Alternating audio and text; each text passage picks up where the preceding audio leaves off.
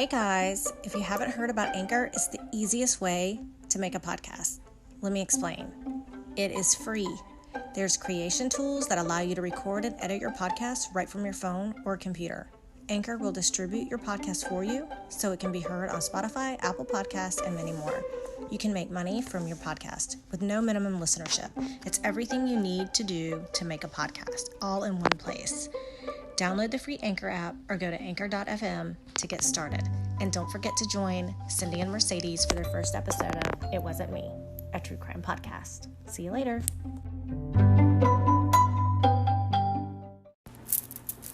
Welcome to the second episode of It Wasn't Me, a true crime podcast, where you get to hear us tell you about murders that intrigue us. I am Cindy. And I'm Mercedes. Thank you for listening last week to our episode from St. Charles, Missouri, where we discussed the shocking murder of 13-year-old Tiffany Saborin.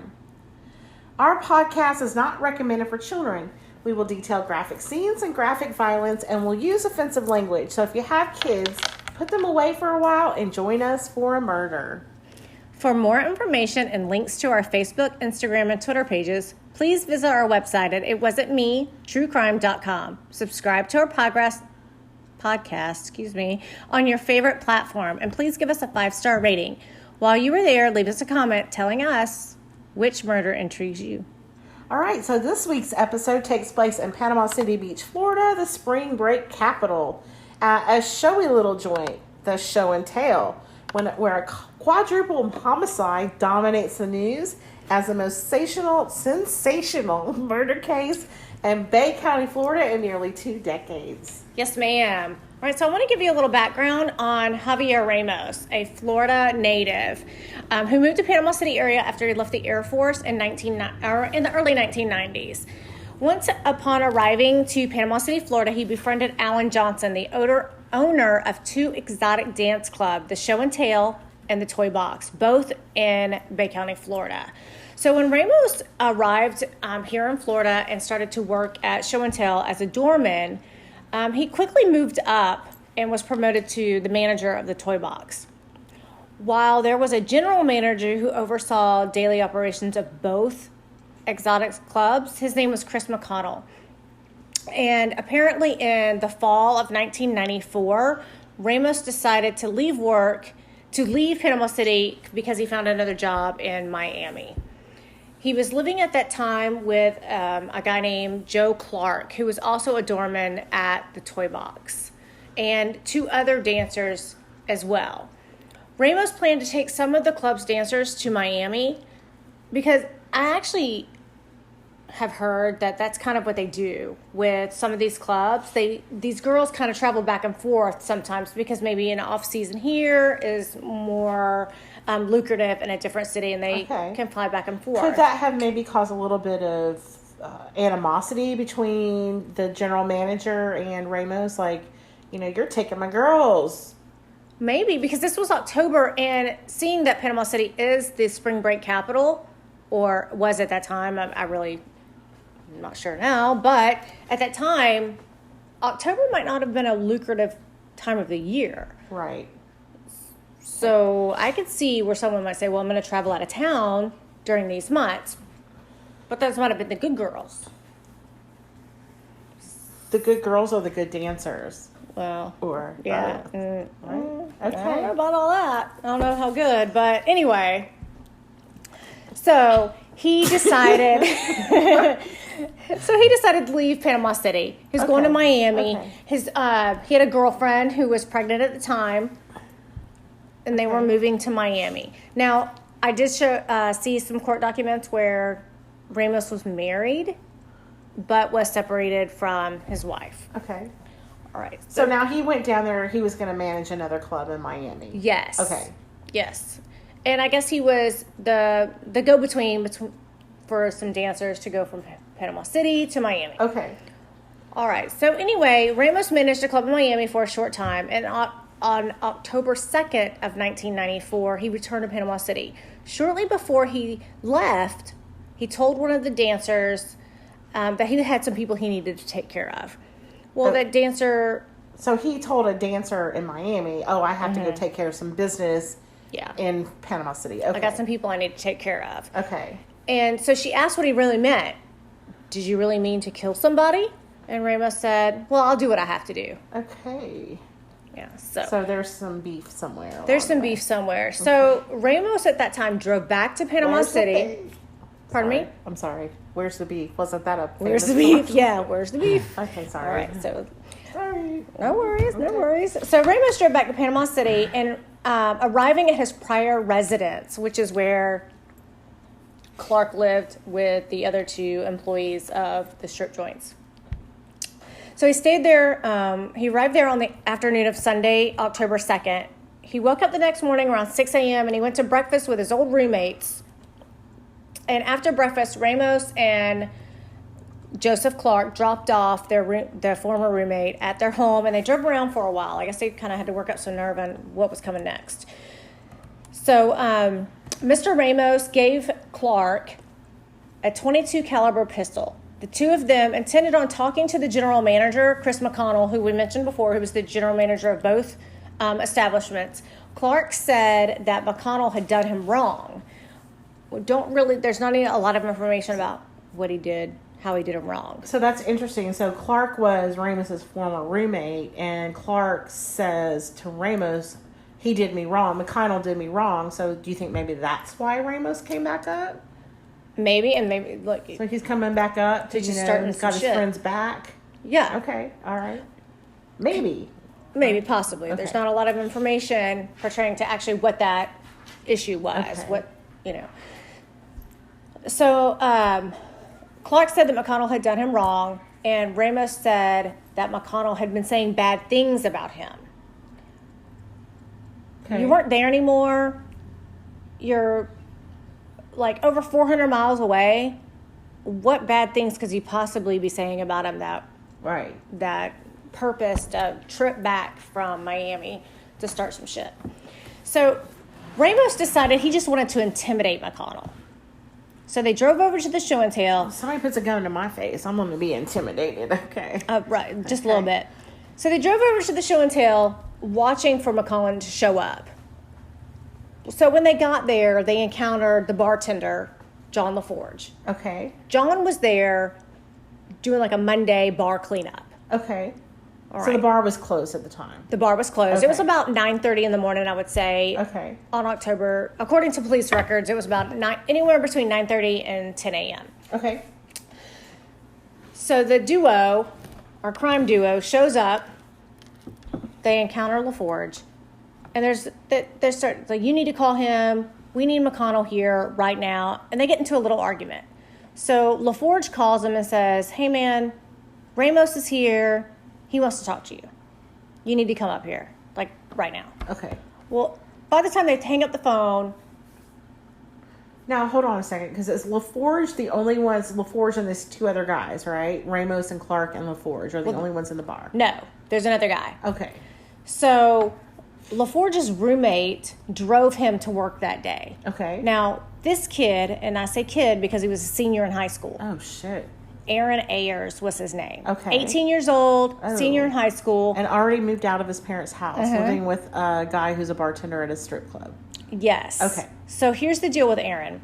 Aaron had some learning disabilities. Nothing wrong with that, but he really, really wanted to be independent. Okay. So to prove to his parents that he could live out on his own, he moved in with his buddy. Okay. And he was doing well. He was going to night school. He was going to graduate early.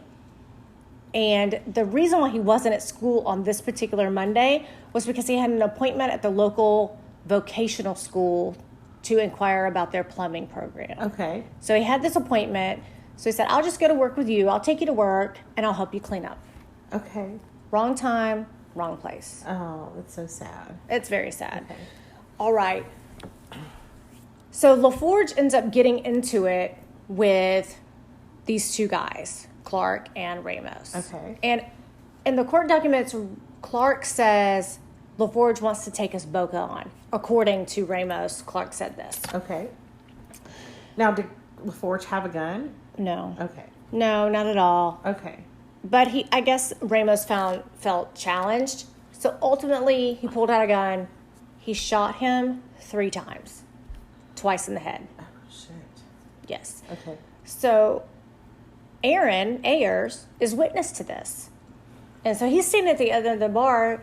So Ramos has no choice in his mind but to shoot Aaron as well. Okay. So he ends up killing an 18-year-old kid and then the bartender who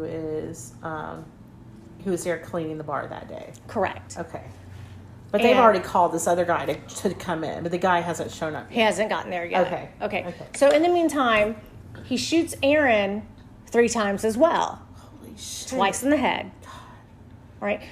So then Ramos orders Clark to move the bodies. Get them behind the bar, disclose them, so when someone comes in, they don't see 2 dead bodies out on the ground. Okay. So this is what 21-year-old kid Clark moves the body behind the bar.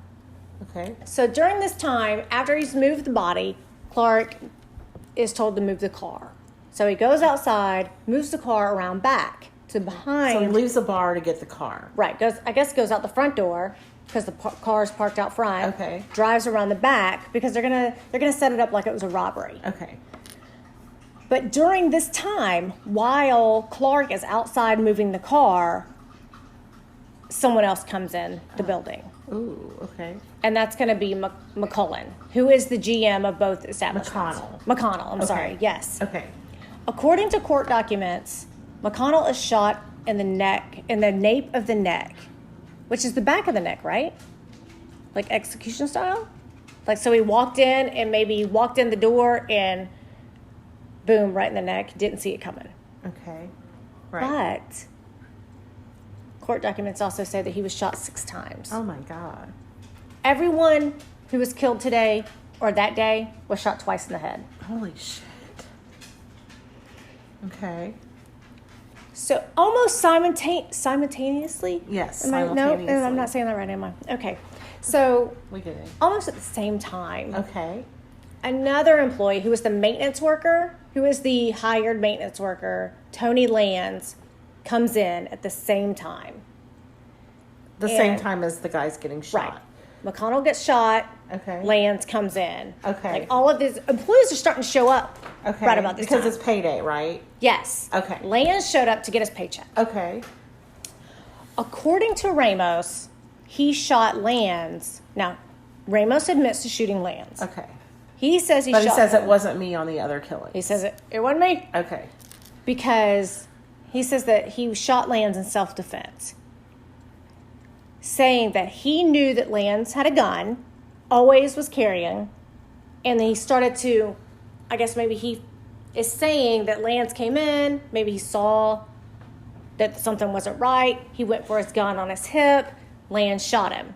Okay. Okay, but he was shot 4 times. My gosh. Twice in the head. So that's 6 for Chris McConnell, 4 for Tony Lands, and 3 for Ayers, 3 for LaForge. Okay. So that's 16 gunshots. That's a little bit of overkill, right? Yes. Okay. All right. So then, So 4 guys are dead. 2 of them have been dragged behind the bar. yes. Okay. So at this point, Ramos says, we got to get out of here. We got to portray this as a robbery. Okay. So they take what jewelry they have on these guys. They take them. Chris McConnell's pockets are turned out. So it looks like they took whatever off of them. So I'm imagining gold necklaces or maybe a ring. I know. I'm thinking total Guido style, like rings and medallions and stuff. Okay. 90s. It just, 94. Okay. Maybe they had some diamond ring. I mean, I don't know. A grill. No, I don't know. No. Okay. So then he kicks open the office door. He steals anywhere between $1,500 to $2,000, which would have been the weekend take for both bars.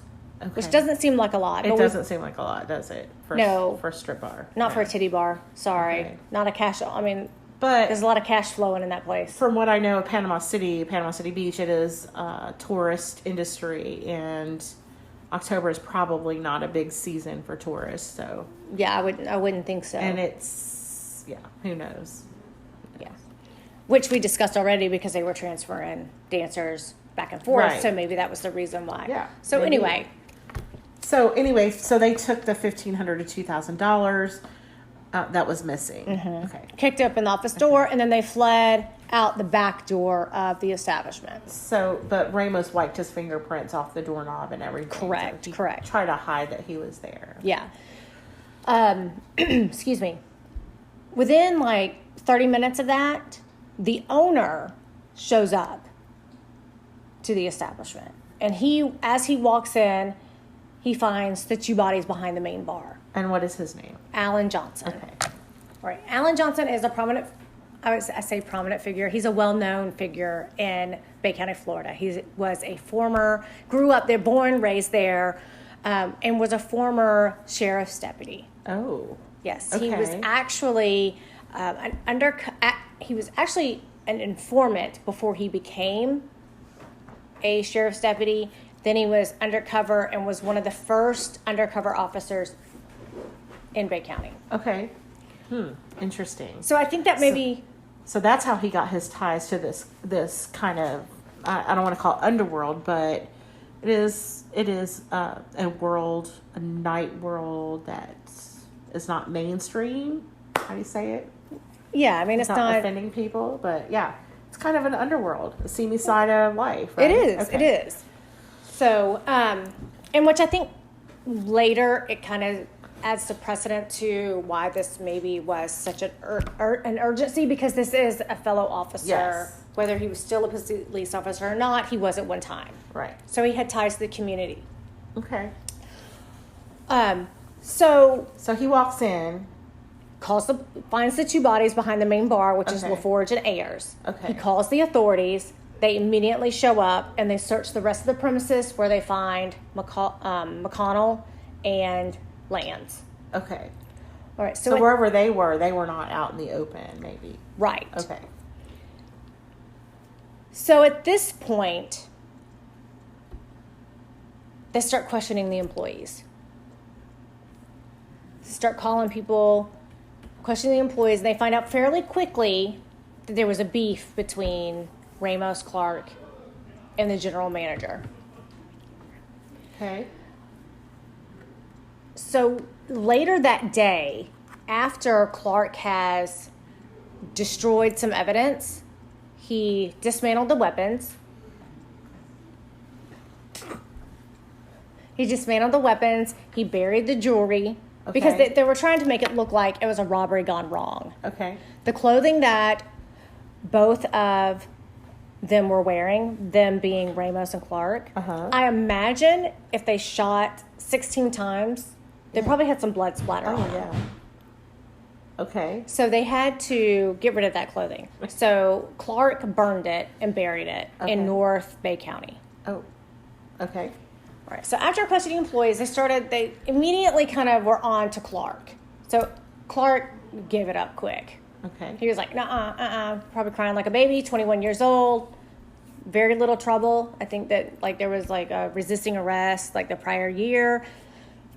No, he was like, no, I'm not going down for this. Ramos did it. He did it all. Wasn't me. Ramos dropped him off and he fled. He went back to Miami. He was like, peace out. So he drove. He drove back Which to is Miami. like a 9-hour drive. And that's like with a quickness, Okay. 9-hour drive. Okay. Within 15 minutes of him getting to his new employer's house, he was arrested in the driveway. I mean, I could just see it now. It wasn't me. Yeah. I didn't do it. Or how did they find out so quickly? How did they get here so fast? Because yeah. Yahoo gave him up. So who arrested him? Miami police? Miami PD? No. Miami Vice? No. Bay County Sheriff's Department drove down there. Okay. Or they fly? I know they flew back. Okay. They probably flew down. there. Because the police reports and the court records. So they were waiting for him when he arrived. They knew where to within go. 15 minutes, they knew. Oh, that's amazing. Yeah. Yeah, because he was because they questioned probably the roommates who said we went to breakfast, and then they probably were actually there in Miami before he ever even got there, and they had already questioned maybe some of his friends down there. Yeah. Okay. So they arrested him, and immediately he asked for a lawyer. So they put him on this plane. He sat in the back seat, quiet as a mouse, And then they finally said, listen, it's going to be a hot minute before we can get you in a court-appointed attorney. Are you sure you don't want to make a statement? He said, you know what? I'm going to make a statement. Okay, that's absolutely crazy. Yeah, it's fucking stupid. I mean, you don't make a statement if you're being about to be interrogated for murder. You just don't. You keep your mouth shut. Not without a lawyer. No. Okay. I've watched enough, whodunit crime TV shows to know that. But I'm not a mastermind criminal, and he probably thought he was, and that he could... I'm going to make this statement. I'm going to blame it on this 21-year-old kid. Right, and that, he's in the Air Force, so he probably, has a good, I don't know. A reputation. Well, yeah, and he probably knows how to hold himself upright, and, right. Yeah. And according to a newspaper article that they, at the News Herald in Panama City, okay, did an interview with him while he was at the county jail, and he talked about how he was... I'm known as the cool guy. I don't lose my temper. I don't, this isn't me. And it wasn't me. It wasn't me. Of course it wasn't me. And the police are going to find this. If the police do their job, they're going to discover that I have nothing to hide and it wasn't me, and I'm going to get off. I'm going to get scot-free. However, he did say, well, there are 4 people dead and someone's going to have to pay. So where he thought that if they did their job, he would be able to walk away, deep down, he said he knew he was going to do some time for this. Because he did admit that he shot Lance. Well, he went all the way up there knowing that he had a beef with someone. He went, to me, it's almost slightly premeditated because he said to the dancer before he left, I'm going up there to have a beef with someone. And then he... had time to plan it out with his old roommate. They drove around for a while. They ate breakfast. They knew what they were talking about. They had a plan when they went in. They had weapons when they went in. Exactly. And they had the other guy call the general manager in. So there was some premeditation. There was some intent there. Yes. Yes. And the fact that they did try to set it up like it was a robbery. Yes. Was this a last minute decision? Oh, let's take it. I don't think so. I think that this was a plan. Okay. All right. So, excuse me. So once he's in jail, he's brought back to Bay County, right? He's interrogated. They're both charged with first-degree murder. Is that correct? Yes. So he and the Ramos and then the 21-year-old Clark. Okay. They are both charged with 4 counts of first-degree murder. Okay. Obviously, one is testifying against the other. He did it. Okay. He did it. Okay. Yes, because Clark... I almost said Lewis and Clark. Clark testified straight up right away. Okay. I hid the body. I did what I was told. I was scared. I was intimidated. So he pled not guilty to the 4 murders. So. Yes. Okay. As did Ramos. Aside from the fact that Ramos said that shooting Tony Lands was in self-defense. Okay. All right. Yep. So they had the trials at the same time. They had one trial, yet they had separate juries. They tried to separate the trials, but the grand jury or whatever you call it, they said no. But they did have 2 separate juries. That is interesting. So they had one trial where 2 defendants were being tried together, but with 2 juries. But they each had their own jury. Yes. Okay. So deliberations for once final motions or whatever they call it ended, juries went to deliberate. It took, I think, 6 hours for Clark's jury to come back. Are you ready for this? Yes. No. Acquitted. What? On all counts. He was acquitted? Acquitted. Like, peace out. I'm out of here. Bye-bye. See you later. Wow. So he was, oh my gosh. Yep. Acquitted. Not guilty. And he was a local boy. So the jury was a local jury and he's a local boy. Okay. I mean, what did they think about the Miami boy? What was the verdict that one? Well, he was found guilty of first-degree murder for Tony Lands. Okay, the guy that he thought had a gun, who was For the gonna guy he shoot thought, him. yes. Okay. Not the guy he had a beef with, but the guy who he knew had a gun, and then he shot him. Okay. All right, so he was found guilty of second-degree murder of Chris McConnell. So first degree, second degree, and then 2 manslaughter charges of LaForge and Aaron, because that was kind of, wrong place, wrong time. We didn't have a beef with them. That's crazy. That's crazy. Okay. Yes. So he was found guilty, and the other guy walked scot-free. Yep. Okay. All right, so Ramos was sentenced to life on first-degree murder count and a lengthy concurrent terms on the other 3 counts. Ramos's convictions and sentences were affirmed without opinion or direct appeal. However, later he did submit an appeal, stating that his attorney, what do they call it? Not inadequate counsel, but inefficient counsel. Because he's saying that his attorney did not dispute or he didn't dispute the testimony of the medical examiner. Okay. Ramos is stating that the medical examiner wasn't qualified to be considered a forensic pathologist. So forensic pathologist, that's like somebody who goes and studies blood spatter or, where Right. the bullets, like the trajectory of Correct. the bullet. So She was testifying about the positions that the bodies were lying in okay. and how the bullets hit them. And he was saying she wasn't qualified for that. But the state of Florida said, yeah, we don't. So Sorry he's about your just luck. grasping at straws anyway to get an appeal. Yeah. Obviously. And I'm thinking to myself, this guy that was with me gets acquitted of everything. I'm going to try to go for an appeal. If it had been me, I think I would have tried to go for an appeal. Well, yeah. I mean, But you also have to think that he drove 14 hours or however long it takes from Miami to Panama City, like however fast you're driving. He's thinking about it all the way, and then when he gets to Panama City, did he just happen to drop into his old roommate, or did his old roommate know he was coming? exactly. So to me, he is more liable for it, maybe. Mm-hmm.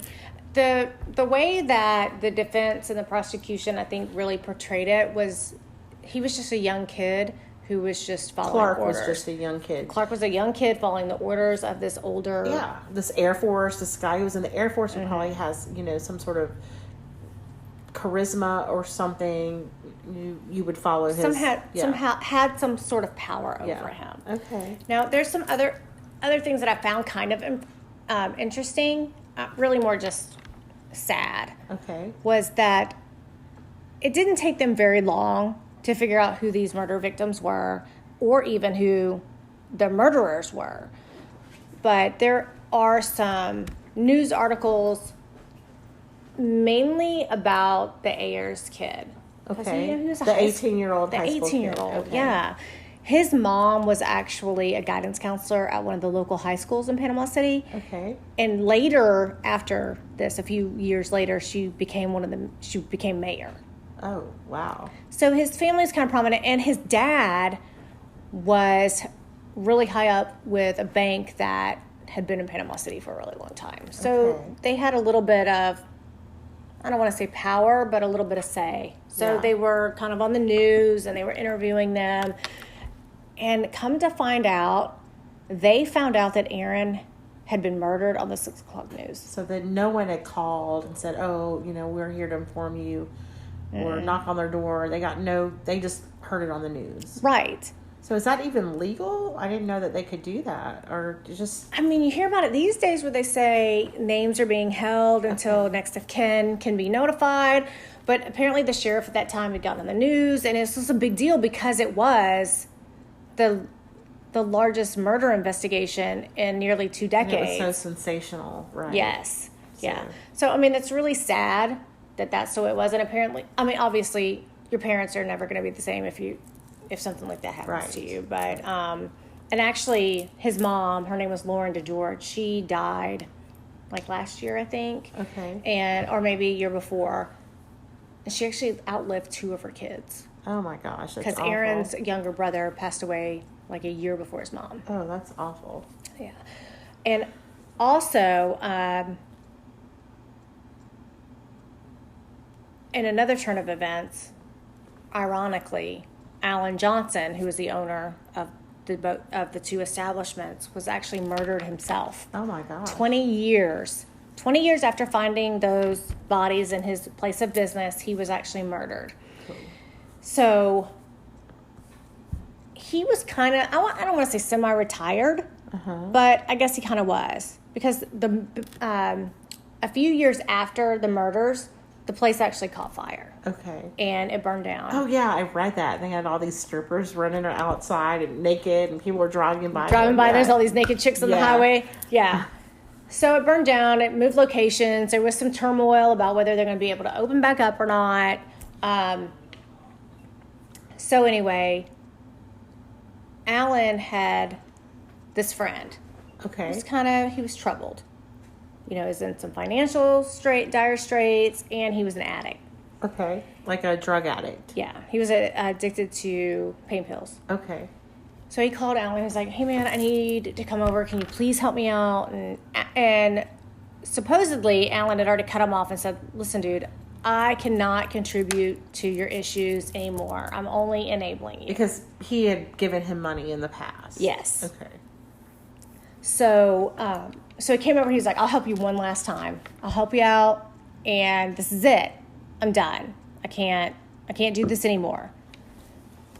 Unbeknownst to Alan, this Derek Thompson was wanted for questioning in a double homicide in Milton, Florida, which is right outside Pensacola.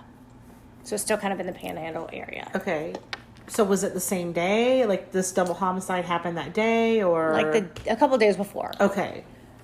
So he drove over to Alan's house. So he murdered a couple, and then he drove over to Alan's house. Yeah, okay. Murder robbery. Okay. Yeah. And he drove over to Alan's to get some money. Well, I guess Alan probably said, "Listen, dude, I said this was the last time. This is the last time." Well, his supposed friend ended up executing him. Like, how did he kill him? He shot him. Okay. And later that day, Alan's maid, came over and found him. I read where it said his maid found him, but then I also read where the family came over because they couldn't get a hold of him. Because he apparently wasn't in very good health. He just wasn't in good health. And, talked to his sister or his whomever, his family. He was in regular contact with his family. Okay. And they figured out pretty quickly who it was, because Derek Thompson left his vehicle there. Oh. And then took Alan Johnson's vehicle, and fled. So he killed him, took his money. Yes. Took his truck. Mm-hmm. And before leaving Bay County, he bought a bunch of oxycodone. Oh. Which is what his favorite choice was. And they caught up with him in Troy, Alabama, which is where he was from. And they arrested him. And they had heard that he was at this lake house and that he had high-powered rifles.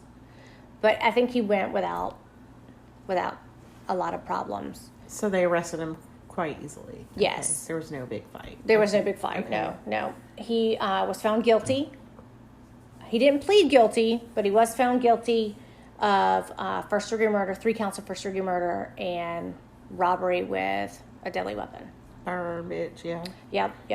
Yeah. So he is currently residing in the Blackwater River Correctional Facility, which is in Milton, Florida. After being found guilty on all 3 counts of first-degree murder and robbery with a deadly weapon, he will spend the rest of his life in prison without the possibility of parole. Wow. I mean, just to think that some of us never have to experience murder in our lives, and then Alan Johnson, came across 4 murders in his place of business, and then was involved with somebody who was a murderer and eventually killed Alan. And it, from what everything, the documents, newspaper articles, he was just trying to help his buddy. Wow. Yeah. Well, thank you, Cindy. That was very intriguing. Why, you are welcome. So, please make sure you subscribe to our podcast, give us a rating, and leave us a comment about your favorite murder. We'd love to hear which murder intrigues you. And remember, it wasn't me.